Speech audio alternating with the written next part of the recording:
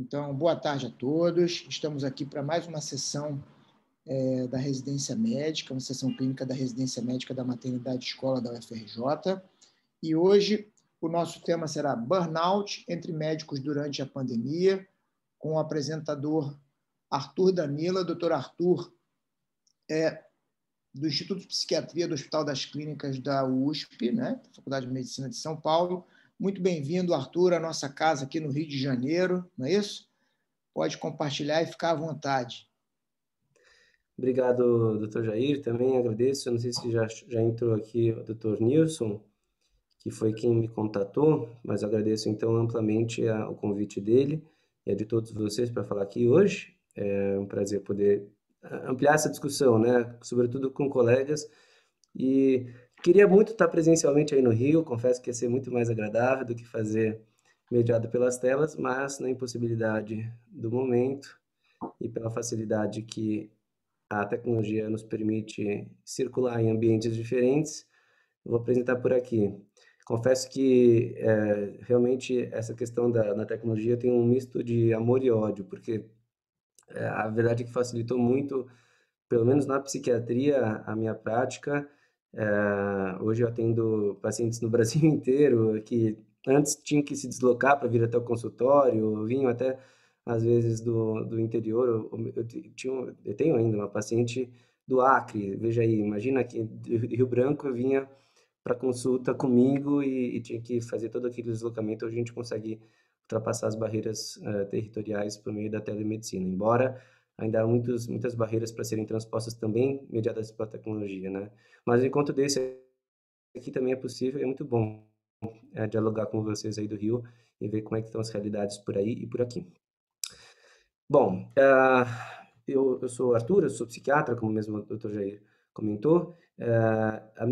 Todo o meu trabalho, minha linha de pesquisa é focada em saúde mental do estudante, do médico residente e do médico, né? Como essa é uma reunião clínica da maternidade, mas imagino que tem muitos residentes, acho que vai ser uma discussão legal, até conto com vocês para depois a gente discutir em maior profundidade esse assunto, até com base na realidade de vocês, para que a gente possa colocar isso em prática, né, o que a gente discutir.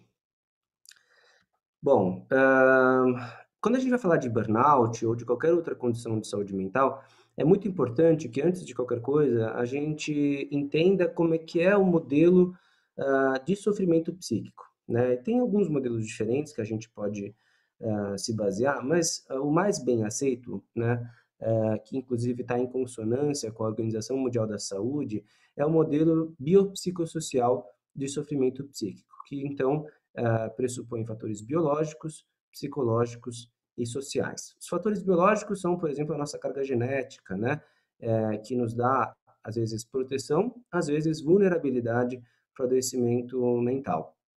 Mas não só a genética, as nossas exposições ambientais, interagindo com a nossa genética naquilo que a gente acaba chamando de epigenética, ou seja, essa ligação entre a nossa carga genética e as nossas exposições ambientais, de forma que a gente até module a expressão gênica, e também fatores muito relacionados ao nosso estilo de vida, né? Então, fatores como a privação do sono, a alimentação em demasia, sedentarismo, isso tudo pode também entrar aí como fatores biológicos acarretando sofrimento psíquico.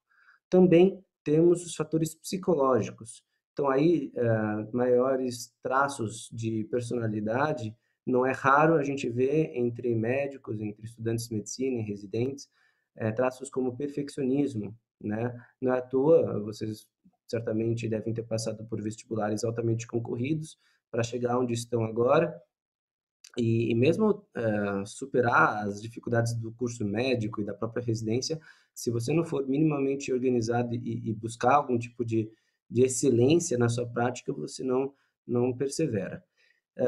Isso também vem muito acompanhado de traços de autocobrança e uma certa competitividade latente. Por mais que a gente faça um esforço enorme para não colocar a nossa prática médica como uma prática de competição, mas existe isso de maneira latente, até porque o próprio vestibular acaba trazendo pessoas que, se não fossem altamente competitivas, não teriam passado e não teriam entrado na faculdade, né? Isso é alguma coisa que acaba depois se traduzindo também no contexto médico hospitalar, como uma relação que pode ser uma das perpetuadoras de burnout. Mais para frente eu vou trazer um pouco sobre isso. E menos, por fim, mas não menos importante, os fatores sociais, né? Então, como a família desempenha uma dinâmica saudável ou uma dinâmica patológica, né? As nossas amizades, o quanto que nós temos de fato de amizades, ainda mais numa medicina que a gente vê cada vez mais como uma prática de responsabilidade individual, né? O Dr. Nilson me conheceu por tabela num evento realizado pelo CREMERGE, né, no Conselho Regional de Medicina do Rio de Janeiro, que eu também falei sobre esse tema, a convite da conselheira Beatriz Costa, que é ginecologista obstetra, essa é uma discussão que ela também traz muito, né? Quer dizer, a responsabilidade da prática profissional, da ética, ela é uma responsabilidade intrínseca, individual. Se você sofre alguma acusação de alguma má prática, você vai responder individualmente. Até pode ter pessoas que respondam solidariamente porque estavam junto com você, mas a responsabilidade é individual. E se a gente não tomar muito cuidado, é muito comum, eu vejo isso muito no meu consultório, até porque eu atendo muitos médicos. Acaba que, como eu pesquiso sobre esse tema, falo sobre esse tema, acaba que muitos colegas acabam me procurando quando precisam de ajuda, né? E eu vejo muito essa realidade da falta de relacionamento, de falta de amizades, falta de sociabilização de profissionais médicos. Mas, enfim, também a própria comunidade acadêmica, que às vezes também é competitiva, às vezes um pouco traiçoeira, né? Então a gente tem que ter muito cuidado com isso. Os espaços para socializar, e aí vem a pandemia, né? Que com um balde de água fria na gente, acabou com esses espaços, e isso acaba sendo um fator também de agravo para a saúde mental, né? Então, ambiente conturbado, as situações limite que todos nós enfrentamos como médicos, tudo isso gera o risco para o nosso sofrimento psíquico. Portanto, o sofrimento psíquico é multifatorial, com esses três principais componentes fazendo a sua presença nessa modulação. Agora eu vou trazer alguns fatores de risco mais importantes à saúde mental dos médicos. Fatores de risco, não diagnósticos psiquiátricos ainda, tá? O primeiro, o sedentarismo. O sedentarismo é um dos principais fatores de risco para o adoecimento emocional. Já temos inúmeros estudos, eu trago esse aí do ano passado, bem interessante, em estudantes universitários, mostrando que há uma correlação inversa, diretamente inversa, né?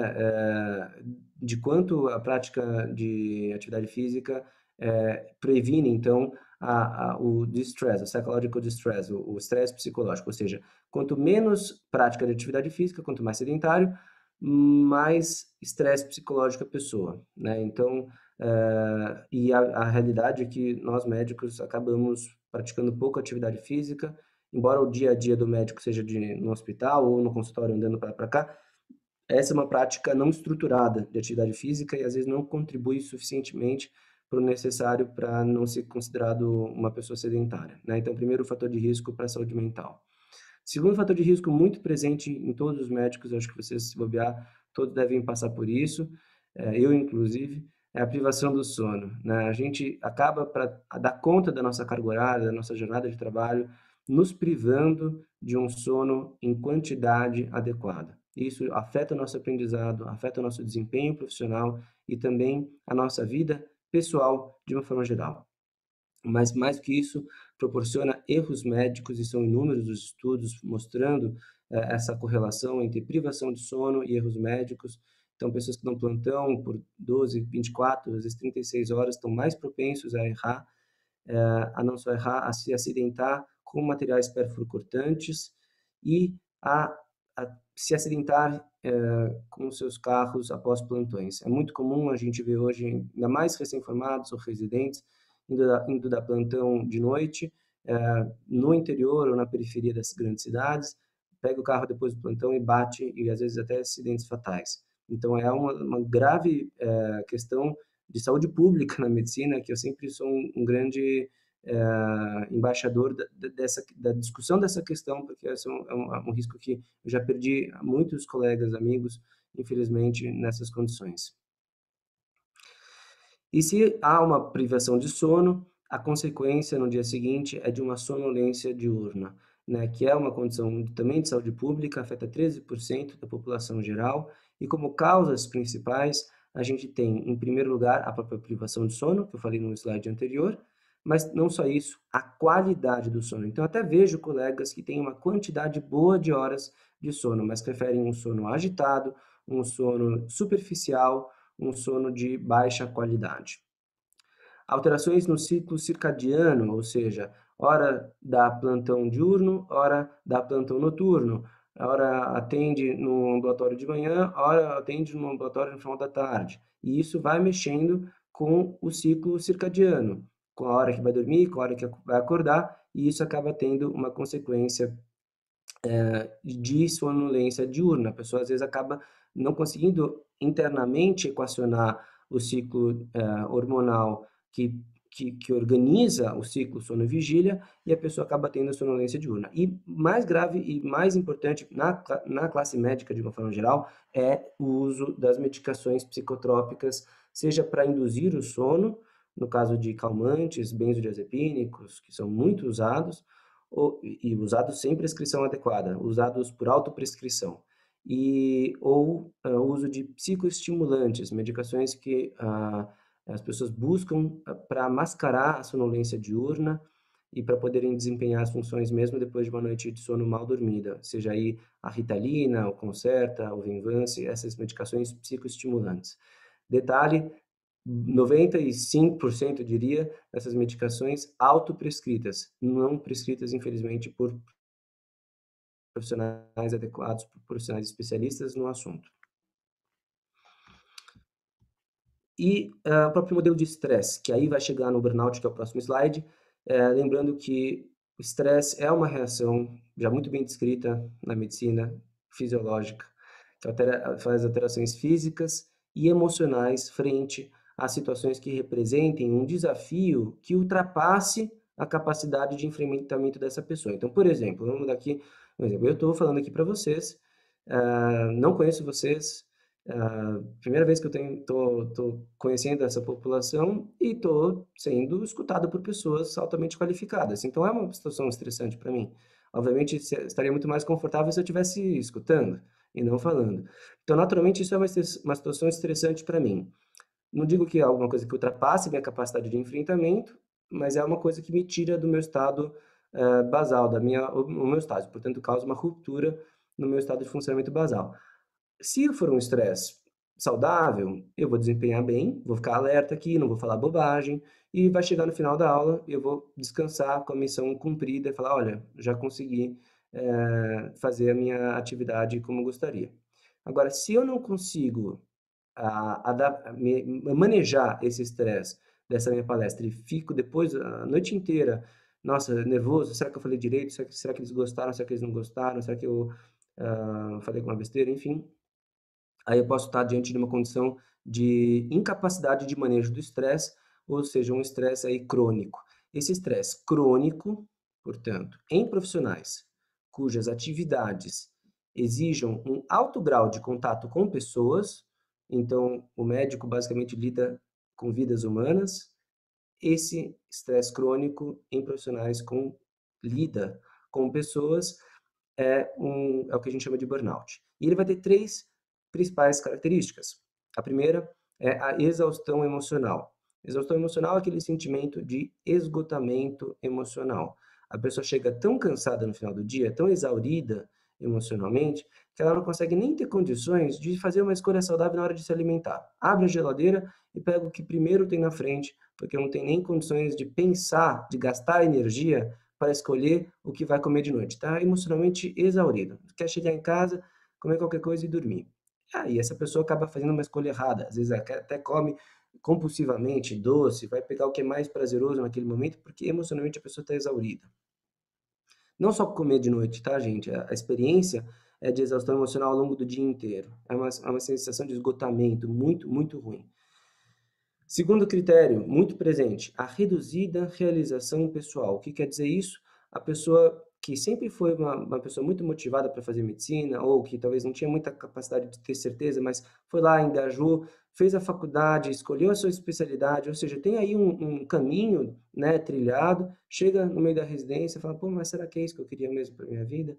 Será que eu quero ser médico? Será que eu quero viver da medicina? Ou eu quero só vender coco na praia? Não estou dizendo que nenhum de nós não pense em algum momento que talvez vender coco na praia não pode ser uma coisa interessante. A realidade é que essas pessoas, quando fazem esse tipo de questionamento, elas estão fazendo esse questionamento não no seu melhor momento, não com as plenas capacidades de decidir se elas querem fazer um redirecionamento de carreiras. Elas estão pensando nisso porque estão esgotadas emocionalmente, que é o primeiro critério. Então, pelo esgotamento emocional, acabam questionando os próprios atos de realização profissional e profissional que elas tenham feito. Esse é um sinal muito presente, o segundo sinal. E o terceiro sinal, um pouco menos presente, mas que denota inclusive gravidade do burnout, é a despersonalização. O que significa isso? Todos nós temos uma personalidade que nos torna únicos nesse mundo, que bom, né? Alguns são mais alegres, outros são mais retraídos, alguns são mais despojados, outros são mais brincalhões, enfim. Agora, a despersonalização não é que a gente muda de personalidade, não é que eu passo a ser, eu sempre é um cara muito entristecido e passo a ser um abobalhado, não é isso.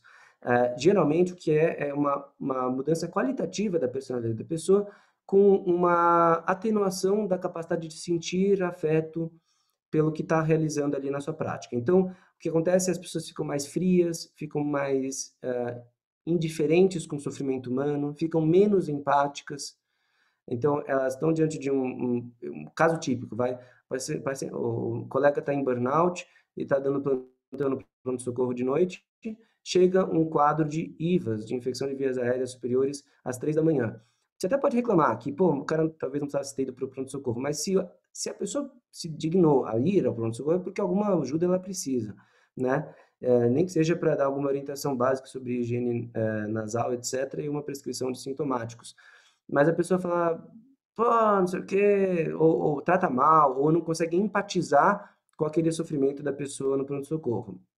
Isso é uma expressão, por exemplo, desse cinismo, dessa alteração da personalidade dela, de um quadro de despersonalização, portanto.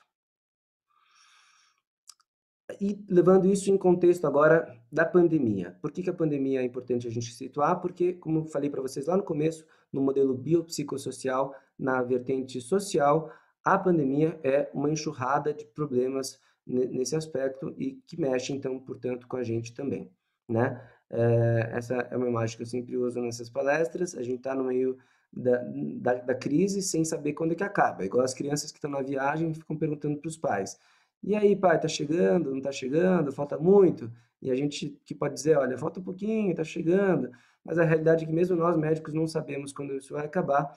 Então isso gera uma sensação de insegurança enorme, e sobretudo para nós que somos profissionais da saúde. Isso em meio ao que a gente chama de quarta onda da pandemia, não sei se vocês já viram esse gráfico, é um gráfico muito interessante, que mostra que, em primeiro lugar, a gente teve o impacto da pandemia foi na mortalidade e morbidade do próprio vírus mesmo, né? Pela falta de leitos, pela falta de respiradores, mas depois, em segundo lugar, o impacto que a gente mais viu foi nos recursos e na restrição das condições que eram urgentes, mas não relacionadas ao Covid. Então, por exemplo, a pessoa está sentindo uma, uma dor em pericárdio por exemplo, não procura o hospital, acha até que está infartando, mas prefere não ir pro hospital com medo de pegar Covid. Essa pessoa infarta em casa, às vezes até morre, ou acaba tendo um agravamento do infarto porque demora para procurar ajuda.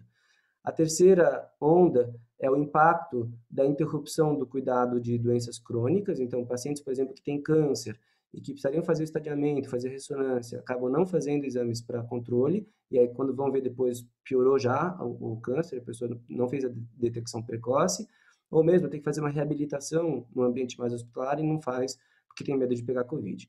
E a quarta onda, essa em vermelho, é a que nos toca nesse momento, é a quarta onda da saúde mental. Então, dos traumas emocionais, das doenças mentais mesmo, diretamente e indiretamente ao Covid. Infelizmente, já tem um estudo bem grande lançado, publicado na Lancet Psychiatry há um mês atrás, que mostra que 1/3 das pessoas que sobreviveram ao Covid, depois de 6 meses, tem algum transtorno mental ou neurológico. 1/3 é muito grave. É uma pandemia por si só, a pandemia de quadros psiquiátricos em pacientes que tiveram Covid e que sobreviveram, sejam eles internados ou não, tá? Óbvio que é mais grave em quem é internado, mas mesmo assim, mesmo a pessoa não tendo sido internada, a gente tem visto esses dados aumentarem. E, obviamente, impacto econômico e o próprio burnout aqui. Burnout por quê? As equipes estão esgotadas, essa é a verdade. Infelizmente, a gente sabe, né, estamos passando por uma segunda onda que ainda não melhorou e eu aqui sou vinculado à USP, mas também trabalho no Einstein, no Sírio, recebo os comunicados clínicos dos grandes hospitais privados e já vi que piorou. Recebi na sexta-feira um comunicado dizendo, olha, nós tivemos que reabrir as unidades de Covid, estamos tentando aumentar os leitos de UTI. Essas equipes que estão cuidando desses pacientes estão esgotadas. Elas não aguentam mais ver a doença dia e noite, o risco de pegar, o risco de passar para os seus familiares. É óbvio que essas pessoas estão realmente num estresse crônico proporcionado pela pandemia e podem estar, então, em risco forte de burnout. Isso tudo para a gente pensar, né? Qual vai ser o novo normal que nós vamos viver? Isso aqui, só para vocês verem, é um detalhe de um designer que criou um óculos que também combina óculos com um face shield, né? Uma coisa de novas... incorporar uma nova forma de enxergar, né? O que a gente vê é que, quando a gente vai falar de médicos e da medicina pós-Covid, esse estudo é muito interessante. Ele traz 6 redefinições de cuidado. Em primeiro, em relação ao tempo. O tempo que é necessário para a gente desenvolver novas vacinas, como a gente vai ser mais capaz de cuidar mais rápido para a resolução de problemas de grandes catástrofes, de grandes dimensões. Mas também a importância dos protocolos, dos padrões assistenciais. Então, para quem está em burnout, por exemplo, minimamente seguir o protocolo pode ser uma forma de atenuar um pouco esse estresse de ter que tomar toda a decisão sem um mínimo de respaldo, sem um mínimo de protocolo. Aqui só se atentem ao quanto que isso está sendo discutido hoje em dia. As condições de trabalho, e aí esse é o campo em que mais pessoas que estão sofrendo burnout podem exigir, né? Então, condições de trabalho vai incluir, em primeiro lugar, as EPIs, né, os equipamentos de proteção individual, mas não só a ideia de pós-plantão, a ideia do espaçamento entre jornada de trabalho para não sobrecarregar, né? Aonde vai dormir para não colocar em risco os familiares, tudo isso está sendo repensado. Óbvio que a gente não vai conseguir resolver, ainda mais no Brasil, que tem tantas carências, tem tantos problemas, mas isso está sendo discutido internacionalmente porque a gente vê que as equipes estão entrando em burnout. Também em relação à proximidade, né? O quanto que, por exemplo, no que a gente está fazendo aqui hoje, a telemedicina ou até a videoconferência pode ser uma solução para evitar o desgaste. Agora, imagine se eu tivesse que ter ido até vocês para dar palestra. Eu ia ter que ter parado meu consultório e particularmente, estou com uma demanda super grande. Eu até falei para o Nilson, estou preocupadíssimo, quero atender vocês, mas estou preocupado porque vocês não têm ideia o quanto que nós, psiquiatras, estamos sendo demandados, sobretudo com o arrastamento, né, o prolongamento da pandemia. Então, o quanto que a facilidade da tecnologia permite que a gente consiga fazer uma assistência melhor aos nossos pacientes, não deixar eles descuidados, né? A prontidão, portanto, a busca por ter, novamente, protocolos mais bem estabelecidos, equipes mais bem treinadas, para quando a gente tiver, eventualmente, uma nova pandemia, ou mesmo quando vem uma nova onda da pandemia, a gente ser mais pronto, mais rápido para atender às necessidades. E a noção de equidade, o quanto que a gente precisa trabalhar essa noção, o SUS já busca muito isso, a equidade é um dos pilares do SUS, um dos os fundamentos do SUS, e que aqui está sendo discutido em ampla escala, sobretudo nos Estados Unidos, em função da ausência de um sistema público de saúde. Bom, em relação à mensagem que eu quero deixar para vocês, eu queria deixar um espaço para a gente realmente poder conversar com bastante calma, é que quando a gente enfrenta qualquer tipo de patologia psiquiátrica, seja por depressão, seja com burnout, a pessoa que enfrenta isso tem dificuldades em reconhecer o adoecimento nela mesma. A verdade é que a gente acaba tendo uma certa distorção cognitiva, uma mudança da qualidade do nosso raciocínio, que nos coloca incapazes de reconhecer que isso está acontecendo de fato para a gente.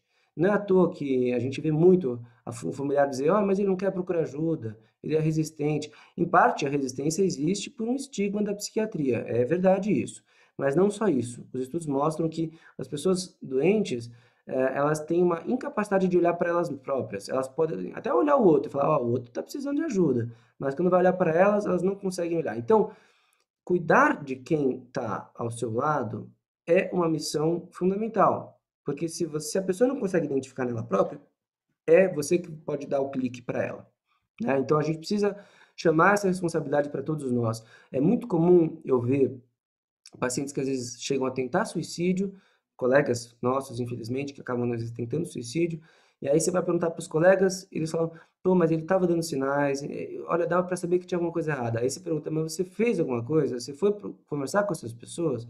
"Não, não fui, eu achei que não devia ultrapassar esse limite, fiquei receoso". Não fique receoso. Seja proativo, proativa, procure essas pessoas, converse numa boa sobre isso, porque isso pode ser um fator de proteção para algo mais grave.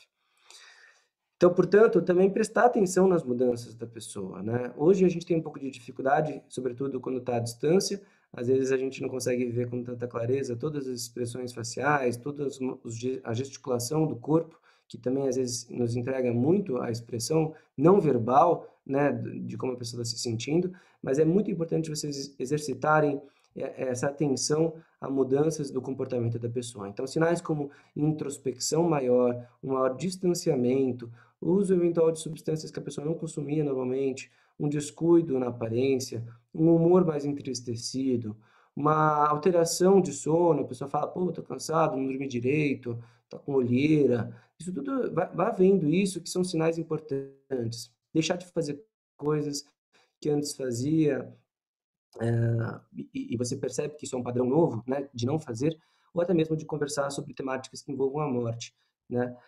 Se tiver preocupado, em uma situação minimamente adequada, chama a pessoa, né, de lado, num canto, numa situação um pouquinho melhor, pergunte sobre como a pessoa está, inclusive sobre suicídio, tá. É um mito achar que você perguntar sobre isso vai fazer a pessoa pensar.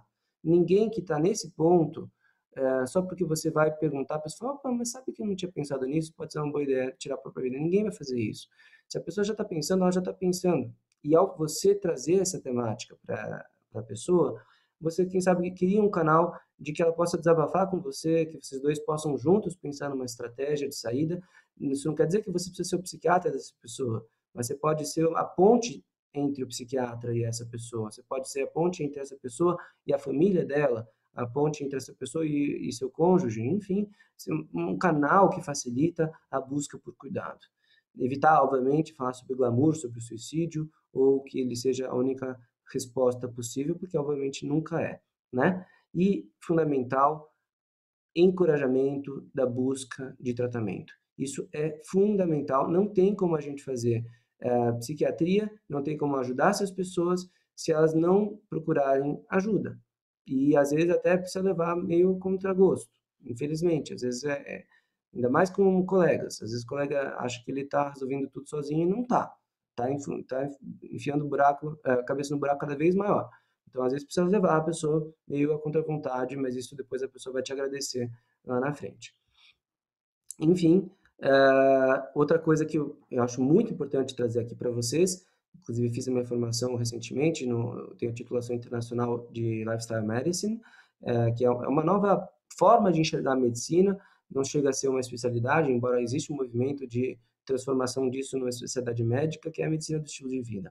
Ela se foca em 6 pilares principais, aí com predominância em os de baixo, os 3 pilares de baixo são, para mim, os mais importantes: alimentação saudável, atividade física e sono reparador. Se nós, colegas, conseguirmos minimamente executar esses 3 pilares, pode ter certeza que a nossa vida vai ter uma qualidade muito maior do que hoje em dia tem, né? Então, tentar fazer escolhas mais saudáveis. E aí, novamente, quem está em burnout, chega de noite, não consegue escolher, escolhe pelo prazer, escolhe o que é mais gostoso, mais palatável, e não necessariamente é o que é mais saudável.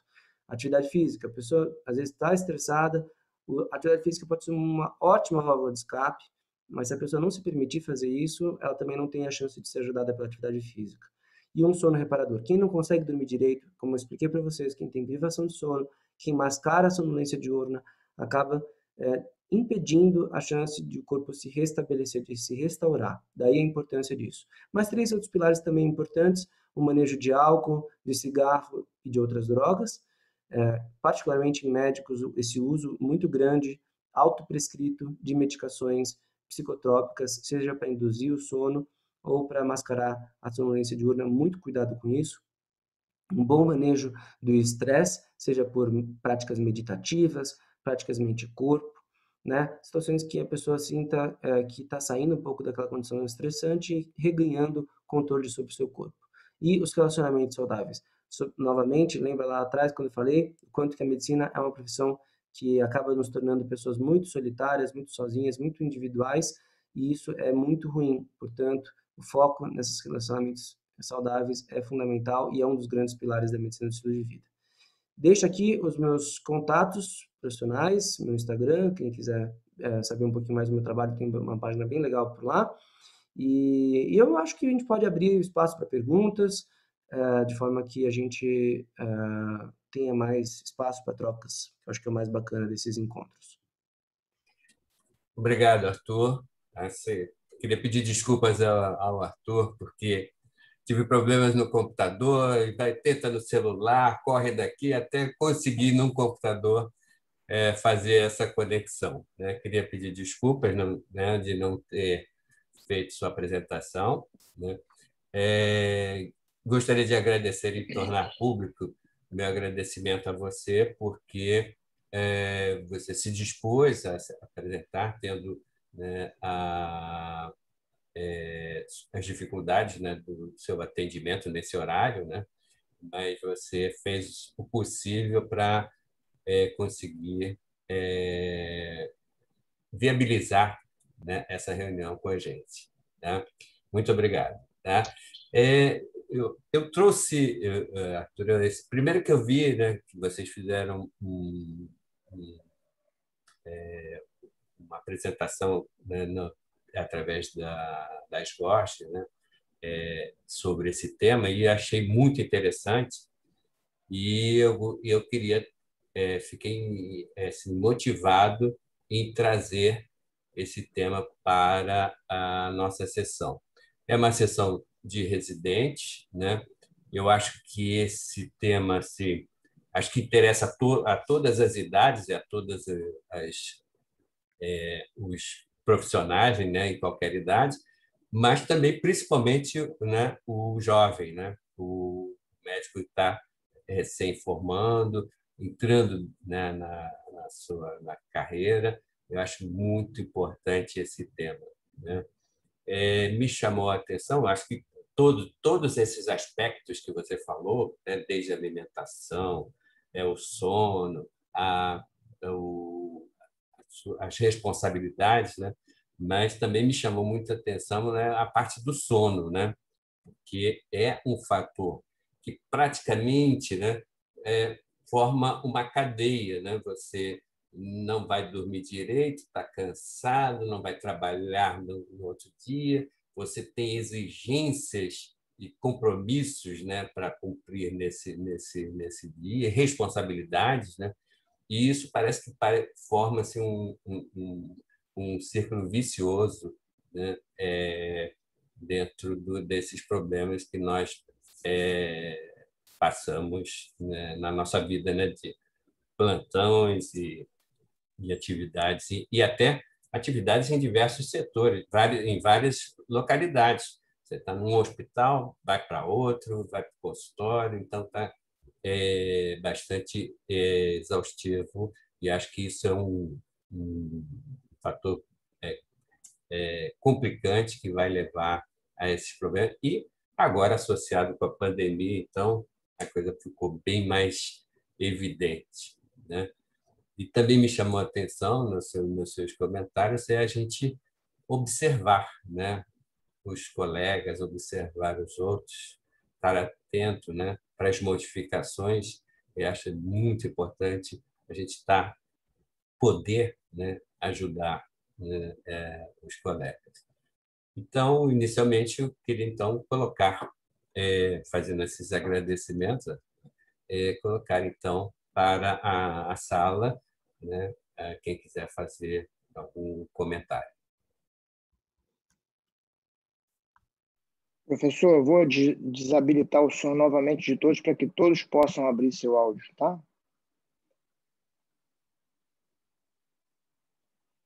Bom, então, eu vou aproveitar aqui, já que eu estou na frente aqui, na fila, né? Uhum. E primeiro vou parabenizar, é um grande prazer conhecer aqui o Dr. Arthur e fiquei muito feliz com a qualidade da apresentação, super didático e, na verdade, a gente ouve falar de burnout, mas você botou definições objetivas ali e eu fui anotando aqui, Arthur. Então, traduzindo isso para o modo genérico da população, né? Se você colocou a exaustão emocional, é aquele cara que perde, é o cara que fica largado, é o desleixo até com asseio pessoal, com a sua dieta. Realização pessoal, quer dizer, o cara não está sentindo prazer em nada, é o cara que está de saco cheio, a verdade é essa, o cara está de saco cheio, não fazia parto, adorava partejar, cuidar do paciente, ver aquele resultado perante... É isso que a gente gosta de fazer, né? Quando o seu trabalho está dando certo, poxa, aquela paciente ficou super feliz com o que eu falei para ela, deu tudo certo. Quando realmente você está de saco cheio e a gente percebe que, eventualmente, com todos nós isso acontece, pô, estou de saco cheio. E, no final, a despersonalização é aquele cara, é o modo zumbi, né? O cara, tá legal, tá legal, tá legal o tempo todo e você não está nem aí para nada. Achei fantástica essa definição, né? Muito interessante. Felizmente, naqueles 6 pilares que você colocou lá, você não cortou o álcool, porque senão muita gente aqui na sala ia ficar com bastante dificuldade de lidar o álcool, principalmente nos finais de semana, não é isso? A gente gosta, mas com moderação. Mas, tirando essa brincadeira, eu participo de 2 serviços diferentes, né? No serviço público e no serviço privado, e nitidamente eu convivo com os colegas que trabalham na terapia intensiva, que trabalham no fronte do Covid, está todo mundo de saco cheio mesmo, a galera já não aguenta mais, todo mundo muito esgotado e acaba tendo um turnover. Eu acho que tem uma coisa para a gente mencionar dentro da medicina, que felizmente a medicina, se não é a maior de todas, é a profissão uma das que tem mais estabilidade, em que a gente consegue ter um ganho monetário, que você consegue lidar com isso. Imagina um profissional de outra área que está desempregado, quer dizer, você junta todas essas coisas com uma necessidade física, realmente, das pessoas, e eu acredito que isso possa agravar ainda a situação. Sim, basicamente era isso e, poxa, muito obrigado aí pelas suas palavras. Eu acho que pode ajudar muita gente. Eu vejo dentro da minha família isso acontecendo, pessoas não médicas que são tidas como pilares de comportamento. Desse último ano para cá, todo mundo fica fragilizado porque realmente o modo saco cheio é uma coisa que ninguém aguenta mais.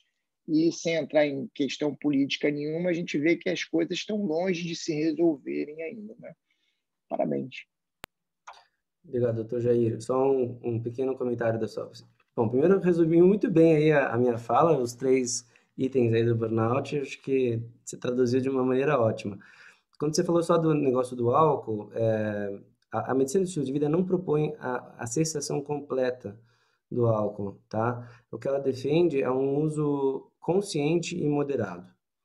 Porque em pequenas doses, a gente vê que tem benefícios, os estudos são favoráveis, né? Tem uma série de substâncias aí que são interessantes, antioxidantes, né? O resveratrol, por exemplo, que está presente no vinho, é muito interessante. Então, em baixas doses não é problema. O problema é o consumo abusivo e, diga-se de passagem, não trouxe esse dado na apresentação, mas digo agora, 1/6, veja, as estatísticas são assustadoras, tá? 1/6 dos médicos, segundo dados americanos, tem algum transtorno relacionado ao uso de substâncias, particularmente em relação ao álcool. um sexto. Ou seja, temos aqui 42 pessoas, 7 daqui, se a gente fosse seguir as estatísticas, teria um problema sério com álcool. E a gente não precisa ir muito longe. Talvez a gente não encontre aqui essas 7 pessoas, mas a gente consegue facilmente identificar colegas que estão fazendo um uso nocivo do álcool. E isso é tão prejudicial para a gente, né? Sobretudo para a pessoa, né? Ver isso, e às vezes muito jovens essas pessoas já acometidas com isso. Só uma última pergunta aqui, professor. Em relação a tudo isso, eu sei que o tratamento, né, acaba que pode ter um tratamento medicamentoso, mas se você pudesse falar algumas palavras, principalmente para esses jovens que estão aqui na sala, né, em relação a não só procurar ajuda, mas a atitudes com os colegas de trabalho que possam fazer diferença e fazer essa pessoa tentar levantar a cabeça e seguir de uma maneira melhor. Os nossos jovens, os nossos residentes, que a sessão é para eles podem participar. Não, lógico, veja, eu ainda sou bastante jovem, e fui residente há alguns anos, mas não tantos anos assim. E o que eu posso dizer, pelo menos até para a minha experiência de residência, né, ter a oportunidade de ter esse contato com a minha panela, o grupo, né, que passa nos estágios, realmente extrapolar o tempo que a gente passa no hospital para também encontros fora, e socializar, isso é muito importante. Isso não quer dizer que a socialização precisa ser regada a altas quantidades de álcool, embora quando se é jovem não se preocupa com a gravidade que isso possa ter. Hoje, alguns anos mais tarde, eu vejo o quanto que isso é grave, mas esse entrosamento é muito importante. A qualidade de um relacionamento para além do coleguismo do hospital. A criação realmente de uma relação que transpõe o campo do profissional, chega ao nível pessoal, existe intimidade, existe companheirismo, existe parceria. Isso é muito importante, em primeiro lugar. E depois, aquela tríade que eu acho fundamental: sono, alimentação e atividade física. Só para vocês terem uma ideia, né? Eu moro aqui em São Paulo. São Paulo, vocês sabem que é uma cidade que tem montanha, diferentemente do Rio.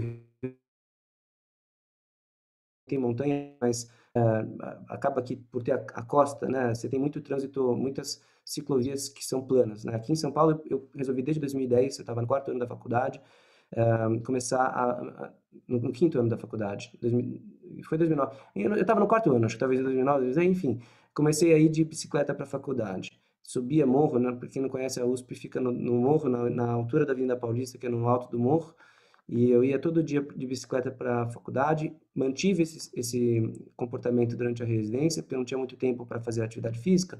Então eu falei, vou fazer do meu deslocamento meu momento de praticar atividade física. Tomava banho no banheiro dos pacientes. Imagina lá no, no hospital dia dos pacientes esquizofrênicos, eu ia lá, opa, doutor, tá aí, doutor, não sei o quê. Eu não tinha problema nenhum porque estava fazendo minha atividade física, foi o que eu encontrei. Então, não é fácil, eu sei que o ritmo da residência é puxado, mas tenta encontrar algum espaço em que você consiga inserir uma atividade física, isso vai fazer diferença. E na hora de pedir comida no plantão, faça escolhas saudáveis, não precisa pedir aquela lasanha, o filé parmegiana, que eu sei que aquela pizza, 4 queijos com pepperoni, né? Tenta fazer uma escolha um pouco mais saudável. São pequenas mudanças de atitude que pode fazer uma grande diferença na sua saúde. Excelente, muito obrigado. Estou lembrando aqui de ter alguns plantonistas aqui que tinham frango ao Kiev, que é tradicional do plantão. Então, toda vez a gente pedia esse frango, né? Eu também gostaria que você comentasse um pouquinho, né, sobre assim, a automedicação que praticamente o médico acha completamente normal, né? E esse abuso, né, muito encontrado entre nós médicos, né? Posso sim, a doutora Fernanda também está esperando para fazer pergunta, não sei se ela quer fazer, eu já Sim, respondo sim. as duas. Não tinha, sabia que ela queria fazer, mas não tinha observado, tá? Ok. Mas se você preferir responder primeiro, ou comentar primeiro a colocação do Nilson, tudo Você bem, eu aguarda, posso perguntar em então? seguida. Tá bom. Claro. Então, respondendo, isso é de suma importância. Eu já abordei um pouquinho disso na palestra, doutor Nilson, Uhum. mas é fundamental esse uso muito consciente. Na verdade, o não uso nem uso consciente. Quando é autoprescrito, não deve ser feito. E digo mais, a gente fala que a gente escolhe, às vezes, fazem escolhas que não fazem muito sentido organizacionalmente, até financeiramente, né? Porque eu escolhi como área de pesquisa, de interesse, o campo da saúde mental do médico, acaba que eu atendo muito a população médica. E eu começo, toda vez que eu sei que é médico, porque isso tem no meu prontuário, eu já chego e falo assim, olha, antes de começar, eu tenho que fazer meu preâmbulo de atendimento a colega, né? Não vou te julgar, não vou fazer um preconceito, mas vou te fazer uma constatação que eu tenho ao longo da minha trajetória. Médico é o pior paciente que tem, é o mais tigrão. Aqui em São Paulo a gente usa a gíria tigrão, não sei se usa aí no Rio de Janeiro também, né? Médico é tigrão, mexe nas doses, tira por conta própria, não volta, não avisa o que aconteceu. É um horror. Então eu começo a consulta falando disso, né? E é impressionante, as pessoas sempre respondem, não, mas eu sou diferente, eu não vou fazer assim. Tudo igual. Depois não volta, aparece desesperado 3 meses depois, mudou tudo. Olha, eu vou falar para vocês, não criem essa cultura de que vocês sabem tudo, vocês sabem toda a medicina. Pode ter certeza, se eu tiver, eu não sou mulher, mas se eu tiver minha esposa tendo um filho, eu vou ser questão de que ela siga todo o pré-natal ipsis literis na condição que foi passada por vocês, porque não dá para a gente achar que a gente é Deus, que a gente sabe tudo, a gente não sabe. E importando uma frase que os advogados, certamente um paciente meu advogado falou, um dono de escritório, muito importante também, que também fazia as burradas dele, mas ele burrada no sentido de autoprescrição, também ele mexia em tudo, que o advogado também acha que é Deus, né? O advogado acha ainda mais dono de escritório, né? Ele falava, mas pelo menos ele tinha consciência, ele falava, olha, existe um ditado que eu acho muito verdadeiro, ele falava, o advogado que advoga em causa própria tem um burro como cliente. E eu digo a mesma coisa para o médico. O médico que autoprescreve e tem a si mesmo como um péssimo profissional, porque está prescrevendo a si mesmo algo que não tem capacidade de se prescrever. A gente tem pontos falsos, né? Eu esqueci como é que chama. Você tem ponto cego. Nós temos pontos cegos. Se não tem outra pessoa olhando para você, alguém que sabe o que está fazendo, você vai entrar no seu ponto cego, você vai se ludibriar, você vai se auto-boicotar. Então, realmente não recomendo isso de forma alguma. Ok. Fernanda? Obrigada, Nilson. Bom, primeiro, repetir a parabenização à palestra. Arthur, foi excelente, não só pela importância do tema, mas também pelo contexto atual e pelo nosso desconhecimento disso, né? A maioria, pelo menos, da equipe da maternidade que está aqui na sala, é de obstetras, então não é um tema que pertence assim, ao nosso dia a dia como médicos. O que eu queria te perguntar tem um pouco a ver com tratamento.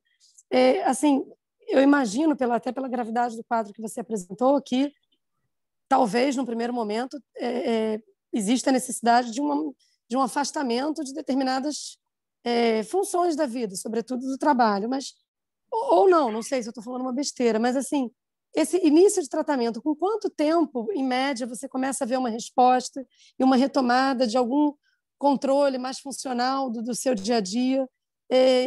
Ou, eventualmente, esse tratamento pode até se desdobrar em outras questões e se alongar muito mais, mas com quanto tempo, em média, um paciente médico que apresente um burnout consegue ir, pouco a pouco, retomando a sua rotina, as suas funções diárias? E uma outra coisa, assim, necessariamente esse tratamento é medicamentoso? Sempre? Ou, às vezes, a abordagem não é medicamentosa desde o início? Ou, em algum momento, essas medicações saem e alguma coisa, psicanálise continua? Não sei. Como é que você... O que você tem a me dizer disso? Não, ótimo. Ótima pergunta. Vamos lá. Tenho que desmembrar essa pergunta em duas questões. Uma primeira, conceitual do diagnóstico e a outra do tratamento, né? Então, primeiro, em relação ao diagnóstico, existe uma parte dos pesquisadores que não separa burnout de depressão, que considera que o burnout é uma das facetas de algum quadro depressivo. que tenha uma maior correlação com o trabalho. Outras entendem que o burnout é uma categoria à parte e é de natureza ocupacional, ou seja, tem uma forte correlação com o trabalho, né? De qualquer maneira, ambas as situações envolvem esse contato com o trabalho, o que gera o estresse emocional, o desgaste emocional, e aqueles 3 fatores que eu falei, é a inserção da pessoa naquele contexto estressante do trabalho.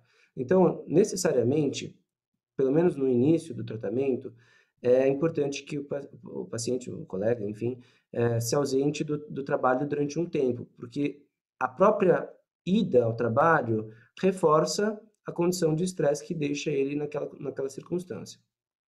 Agora, quanto tempo ele vai ficar, a gente sempre tem que ver caso a caso. Numa média, eu costumo dizer que 15 dias é um tempo bom para a pessoa se restabelecer, se for muito bem acompanhada, se ela realmente se engajar nesses 15 dias para redirecionar um pouco o foco e abrir o campo de olhar para outras coisas, conseguir seguir as orientações médicas, 15 dias é um tempo adequado. Algumas pessoas precisam de mais tempo, e aí é um pouco o próprio desdobramento do tratamento que vai trazer essa informação. E aí, em relação a tratamento, né? Então, primeiro, o próprio afastamento da condição estressante laboral é uma forma de tratamento que não é medicamentosa, é uma mudança de rotina da pessoa.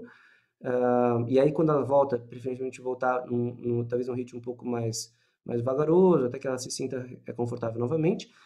E, do ponto de vista medicamentoso, aí, voltando um pouco com a questão de se separa ou não de transtornos depressivos, entende-se que o burnout também responde a antidepressivos, tá? Então, e entende-se e se vê na prática isso é uma verdade. Então, a prescrição medicamentosa acaba sendo uma realidade na maior parte dos casos, mas o tratamento não é limitado a medicações. É também composto pela mudança do estilo de vida, como comentei para vocês, toda aquela readequação no sono, na alimentação, na atividade física, no manejo do estresse, a qualidade dos relacionamentos, o manejo de uso de drogas, né? Tudo isso é muito importante porque se a pessoa não se permitir revisitar os comportamentos dela, daqui a pouco ela volta para o trabalho, ela está de volta esgotada. Então, ela precisa se reconectar com a vida dela, com os pilares que dão a vontade de viver, a qualidade para poder se relacionar também bem no contexto do trabalho. Então, não só o tratamento medicamentoso. A psicoterapia é fundamental, né? Eu acho que, ainda mais entre nós, colegas, a gente tem uma dificuldade muito grande de se abrir, de uma forma geral, com outros colegas. A vida, às vezes, é muito puxada, não abre também direito com a família. Então, pelo menos, ter um espaço em que a pessoa possa trazer suas vulnerabilidades, falar sobre um paciente que teve um desfecho ruim, que a pessoa não está lidando bem com isso. Isso é super importante. Ter alguém que troque e alguém que seja especializado no que faz, que sabe como conduzir essa conversa, né? Então, sejam psicólogos ou psiquiatras. Particularmente é isso. É um tratamento multifatorial, não é só medicamentoso, não. E a medicação não é de uso eternamente, tá? A gente busca um restabelecimento, mantém esse tratamento durante um tempo para consolidar essa resposta e depois tira o remédio. A não ser que haja algum outro diagnóstico concomitante, tá? Sim. Tá ótimo, Arthur. Obrigada pela resposta. Mais uma vez, obrigada pela apresentação. Excelente. Imagina, obrigado a você. Ok. Mais alguém quer fazer algum comentário, alguma pergunta? Os residentes, né, que estão no momento atuando, passando por essas... Fazer um convite para os residentes. Diga. Residentes, aproveitem esse momento. Olha, privilegiados vocês são de ter a coordenação que proporciona esse espaço para vocês e que traz essa temática. Porque muito mais fácil é empurrar as coisas para debaixo do tapete e não abrir esse espaço para comunicar. Dr. Nilson, Dr. Jair, doutora Fernanda estão abrindo esse espaço, perguntando, estão interessados sobre o tema. Eu acho que é uma oportunidade legal de vocês fazerem perguntas. Ok. Só mandando, professor. Não tem jeito, não. Camila, tem alguma pergunta? Só a violência gera compreensão. Maria Eduarda. Eu vou fazer uma piada aqui, uma piada não, mas vou contar uma coisa engraçada, né? A gente tem essa história do virtual, né? Tem lado bom e lado ruim, porque, por exemplo, eu vejo um montão de nomes aqui, Clarice Amarante, Letícia Revito, iPhone de Gabriela, iPhone de Bárbara, né? Mas a gente não sabe quem são essas pessoas. Ó, a Camila, pelo menos, ligou agora a câmera. A brincadeira é que na década de Fui 90, citada. se a pessoa queria cabular a aula, ela fugia da escola, né? Pulava o portão e ia fugir da escola. Hoje em dia, a pessoa vai fugir da reunião clínica, ela desliga a câmera, desliga o microfone, e você nem sabe se ela está lá ou não está, né? Brincadeiras à parte. Camila, você resolveu dar as caras? Conta aí. Fui convocada. Não, mas não tem nenhuma dúvida, não. Foi Gabriela. ótima a aula. Obrigada. Gabriela, tem alguma pergunta? Tá todo mundo com a cabeça boa, né? Ninguém tem pergunta. Depois vocês não podem reclamar, hein? Estão trabalhando pouco, pelo jeito, então. Não vou poder reclamar depois. Arthur, é isso. A gente trata muito bem esses residentes. Viu? Todo mundo tranquilo, numa boa. Entendeu? O pessoal começou a Gabrielas aí com a câmera ligada. Acho que está dando pouco plantão, é por isso. Está todo mundo bem, dormindo bastante, se alimentando, fazendo exercício. Gabriela Palhano, você tem procurado ativamente fazer essas 3 coisas que eu falei, ó, sono reparador, alimentação saudável e atividade física? Conta pra gente. Olha, a atividade física, sim, bastante. Mas o problema é que às vezes eu acordo cedo para fazer atividade física, então eu não tenho sono reparador. Uhum. Mas a alimentação saudável eu tô mantendo também. Que bom. Quantas horas você está dormindo por noite? Depende, em torno de 6 horas. Eu tento ter esse mínimo, assim. Quando eu durmo menos que 6, eu fico muito, muito exausta. Uhum. Ó, eu diria para você, de uma forma geral para todos, tá? A Associação Americana para o Sono diz que a gente deve ter no mínimo 7 horas de sono. Eu sei que às vezes é um objetivo difícil para muitos de nós, ainda mais no início de profissão, mas não menos do que 6, com certeza. Se puderem chegar nas 7 horas, talvez evitar a Netflix nesse momento, né? Para dormir mais cedo, evitar Instagram, enfim. Essa pandemia até influenciou, né, num coadjuvante desse cuidado, né, que é a atividade física, né, que acabou. Agora estamos conseguindo retornar, né, mas influenciou, né, muito nessa atividade física. Mas olha, tem possibilidades, viu? Queria ouvir a Tasha e a Juliane, e a Mariduada e a Mariana. Agora tá todo mundo abrindo as câmeras aí. Contem aí para vocês, façam perguntas, abram seus corações. Eu queria fazer uma pergunta, mas não tanto para você, Arthur, é um pouco para a direção da maternidade, né? Para os estados. No caso da gente, você falou muito sobre a questão da gente perceber quem está do nosso lado, né? Às vezes um comportamento diferente. Nesse caso, existe alguma forma da gente conversar com a direção da maternidade ou com os staffs, alguma rede de apoio a qual a gente possa recorrer, alguma coisa assim? Fernanda, você quer responder? Quem perguntou foi a Mariana, né? Mariana, existe sim. Assim, eu acho que a primeira coisa é você se reportar a quem você sentir maior proximidade para isso. Tá? Mas, assim, a coordenação da residência em si, se você se sentir à vontade para falar, vai estar sempre aberta para escutar. E existe um serviço de apoio psicológico aos residentes. Aí não é lá na maternidade especificamente, pode até ser, mas às vezes não é o que vocês vão sentir a maior liberdade por estar no local onde vocês estão, mas existe uma divisão de saúde do estudante, de um modo geral, que consegue dar os encaminhamentos necessários a isso, se for o caso. Mas isso tem um vínculo com o fundão, né? Então, assim, para o Arthur isso pode não estar fazendo muito sentido, mas é porque a maternidade fica fora do campus maior da UFRJ, que era a Ilha do Fundão.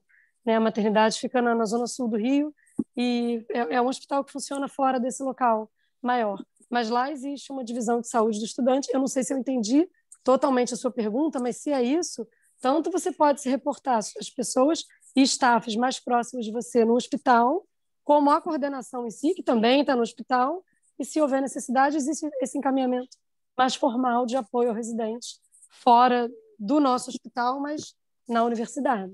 No início só um detalhe que eu lembrei agora, no início da pandemia, até quando o setor de psicologia da maternidade escola passou para atendimento remoto, e isso durou durante algum tempo, desde março de 2020 até um determinado momento no segundo semestre do ano passado, até que elas voltassem ao atendimento presencial, uma delas ficou encarregada de o suporte remoto aos residentes que sentissem necessidade.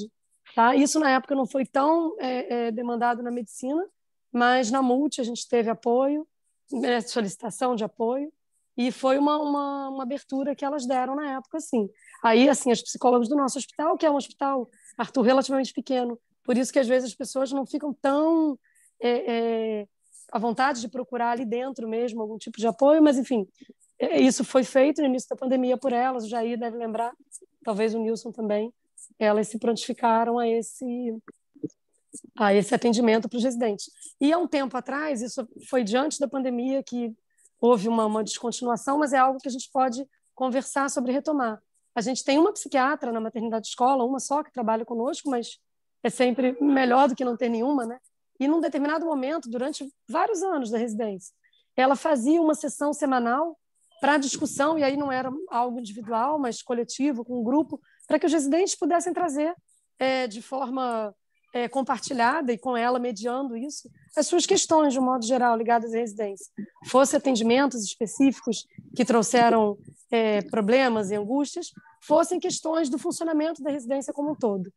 Por outras razões, há um tempo atrás, essa proposta foi descontinuada, mas, assim, pensando na pergunta da Mariana e na palestra do Arthur, eu acho que é algo que a gente pode pensar em retomar. Eu vou conversar com as pessoas envolvidas, mas acho que seria uma oportunidade bem interessante de pensar em retomar isso de forma virtual, o que até facilita para os residentes, mas nesse contexto ainda de pandemia e tudo. Tá? Era uma atividade que a Miriam realizava. Residentes que conhecem vão saber. Respondi, Mariana, ou não era exatamente isso que você pensou? Era exatamente isso. Obrigada, professora. Só um adendo, muito legal que vocês tenham essa possibilidade do uso da clínica de saúde mental do Fundão. Mesmo que seja distante, é uma alternativa muito legal vocês terem, para quem eventualmente não possa fazer um atendimento mais conveniente, no convênio ou particular. Eu acho que é uma alternativa bem interessante. E a ideia de fazer esse grupo, né, não necessariamente voltado a um tratamento psiquiátrico, mas sim uma discussão, um momento de compartilhamento, né, de questões de natureza emocional, super bacana, é bem interessante e tem algumas iniciativas em outros serviços com bons resultados. É algo para se pensar mesmo em retomar, Fernanda. Se for do interesse de todos, né? Eu imagino que sim, Arthur. E agora, assim, essa é uma das questões que a ferramenta virtual veio a facilitar. Na época da descontinuação disso, um dos motivos foi, em alguns momentos, uma baixa adesão, porque os nossos residentes eles circulam entre 3 hospitais diferentes, em locais diferentes da cidade. A maternidade é um ponto de treinamento deles, mas eles têm 2 ginecologias distintas, uma na Ilha do Fundão, outra no centro. Então, assim, a reunião presencial, às vezes, é um problema para todos ao mesmo tempo. Mas, assim, essa foi uma das coisas interessantes que a pandemia vai deixar de aprendizado, né? A gente pode, muitas vezes, se reunir de maneira muito produtiva, sem colocar o empecilho do deslocamento numa cidade grande, com trânsito, com seus problemas de circulação, como mais um obstáculo, né? Essa talvez seja um dos formatos de reunião que valha continuar ou ser retomada virtualmente. Exato. Inclusive, quer dizer, a pandemia está trazendo essa forma de contato e relacionamento e que nos possibilitou até de trazer o Arthur, né, para falar com a gente, né, lá de São Paulo, para conversar sobre esse assunto que muito interessa a gente, muito importante nesse momento, né? Tem mais alguém que quer fazer algum comentário? Bom, o Arthur também tem um horário, né, bem apertado, bem rígido. Ele me falou que nesse horário ele já estaria começando a atender outra paciente, né?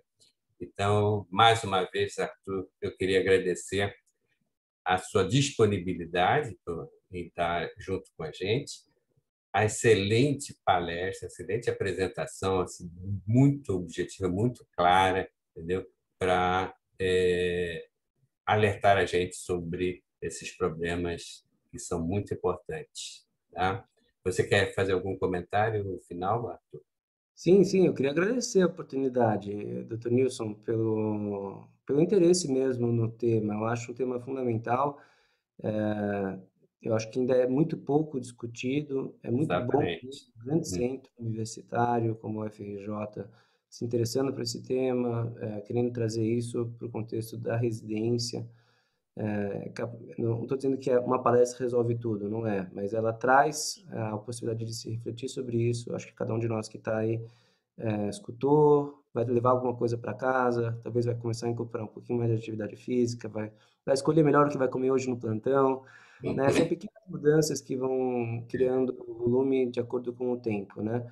E quem sabe quanto mais pessoas conscientes do risco que tem de não cuidar da sua saúde física e mental, acarretando consequências mais graves no futuro, quanto mais cedo elas perceberem que elas podem estar indo num caminho que não é saudável, mais cedo elas recuperem um ritmo que foque um norte saudável. Por mais que a gente não consiga exatamente o que a gente quer, tentar sempre se inspirar num caminho mais saudável. Então, acho que essa é a minha mensagem final. E, mais importante do que isso, procurem ajuda se vocês sentirem que estão precisando.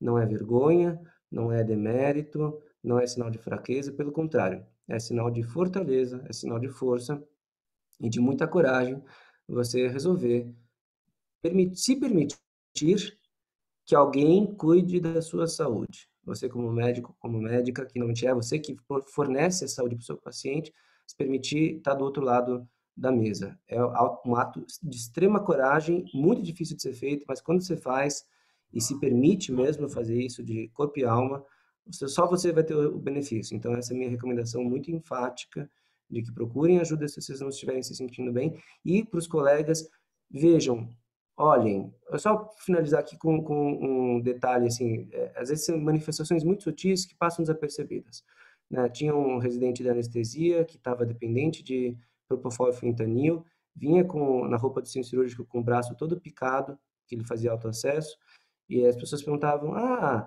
que está acontecendo com o seu braço? Está meio picado? É picado de pernilongo, ele falava.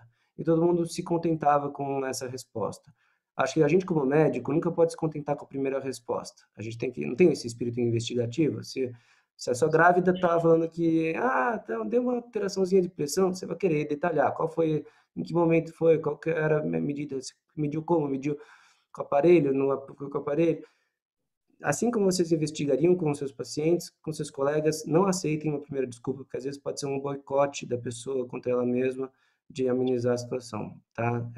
Sejam genuinamente interessados nos seus colegas, no bem-estar deles, porque isso faz muita diferença.